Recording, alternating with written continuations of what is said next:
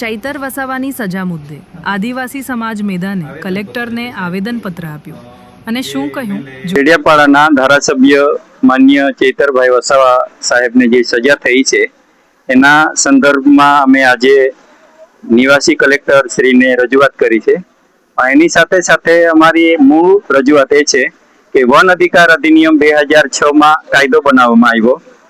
આ જે કેસ થયો છે 2023માં મૂળ જંગલ જમીનને લઈને છે અને જંગલ જમીનનો કાયદો 2006માં બન્યો તો પાર્લામેન્ટમાં કાયદો પસાર કરવામાં આવ્યો. તો એમાં એવી જોગવાઈ છે કે કોઈ માણસે દાવો કર્યો હોય તે દાવા હેઠળની જમીન કોઈ વ્યક્તિ કે ફોરેસ્ટ વિભાગ કબજો છોડાવી નહીં શકે. જ્યાં સુધી એમનો આખરી નિર્ણય નહીં આવે ત્યાં સુધી એ કબજો છોડાવી નહીં શકે. એટલે સરકારની આ ભૂલ છે.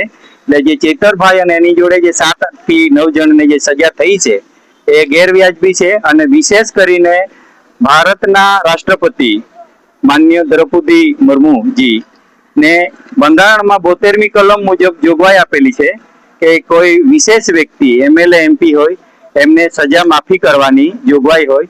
એ જોગવાઈનો ઉપયોગ કરીને જ્યુડિશરીને રાષ્ટ્રપતિ શ્રી સૂચના આપે અને જે આરોપીઓ છે અને જેમને સજા થઈ છે એમની સજા માફ થાય અથવા સુપ્રીમ કે હાઈકોર્ટમાંથી સ્ટે મળે, સજાની માફી મળે.